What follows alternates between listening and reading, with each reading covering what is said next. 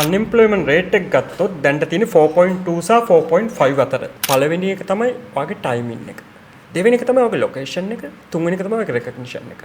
ATS system එක පාවිච්චි කරනවා. ජොබ් growth එක තියෙන්නේ සමහරක් වෙලාවට පර්ත්, බ්‍රිස්බේන් වගේ ප්‍රොවින්ස් වල වෙන්න පුළුවන්. ඔයාලකට පාවිච්චි කරන ස්ට්‍රැටජි එක මේකට වැදගත්. එතකොට අරවින්ද දැන් අපි කතා කරා 1,90,000ක් හැම අවුරුද්දකම ඕස්ට්‍රේලියාවේ අවේලබිලිටි තියෙනවා රෙසිඩන්ට්ස් වලට ජොබ් මාකට් එකට එල විවිධාකාර දේවල් වලට අපිට දීලා තියෙනවා chance. එහෙම කිව්වොත් ලේසි.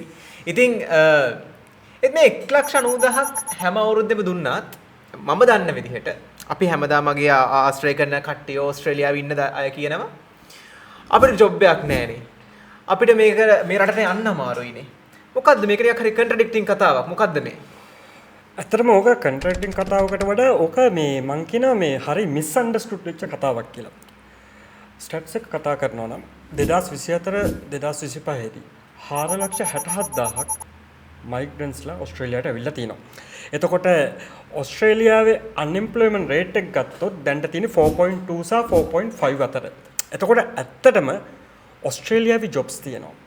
එතකොට ඇයි කෙනෙකුට ඕස්ට්‍රේලියාවේ ජොබ් එකක් හම්බෙන්නේ නැත්තේ? මේකට ප්‍රධානම හේතුව තමයි ඕස්ට්‍රේලියාවේ ජොබ් එකක් හම්බ නොවෙන්නේ එයා ඒකට අලයින් වෙන්නේ නැහැ. මම මේකට උදාහරණයක් කියන්නම්. ඕස්ට්‍රේලියාවේ ජොබ් එකක් හොයාගද්දි ප්‍රධාන කාරණා තුනක් තියෙනවා. පළවෙනි එක තමයි ඔයාගේ ටයිමින් එක. දෙවෙනි එක තමයි ඔයාගේ ලොකේෂන් එක. තුන්වෙනි එක තමයි ඔයාගේ රෙකග්නිෂන් එක. ගොඩක් වෙලාවට අපි මේ තුන හරියටම කන්සන්ට්‍රේට් කරලා ස්ට්‍රැටජි එකක් විදිහට බිල්ඩ් කරලා නැතුව තමයි ජොබ් මාකට් එකට එන්ටර් වෙන්නේ.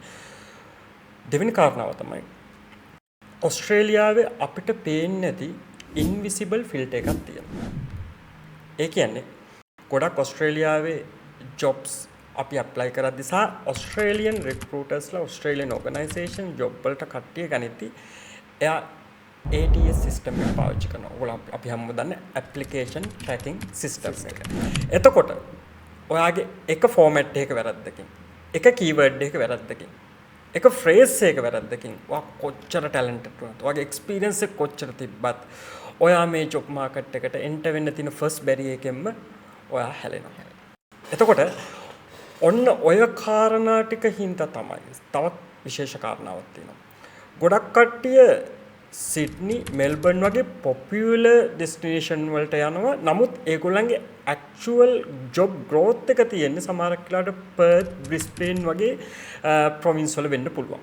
එතකොට මුලින්ම ඔයාගේ ස්කිල් සෙට් එක මෙෂර් කරගන්න එක සහ ඔයා යන ඩෙස්ටිනේෂන් එක ඒ වගේම ඔයාලකට පාවිච්චි කරන ස්ට්‍රැටජි එක මේකට වැදගත්. ඒක නිසා තමයි ගොඩක් මයිග්‍රන්ට්ස්ලාට ඕස්ට්‍රේලියාවේ ජොබ් මාකට් එකට එන්ටර් වෙන්න මේ තරම් අමාරු වෙලා තියෙන්නේ.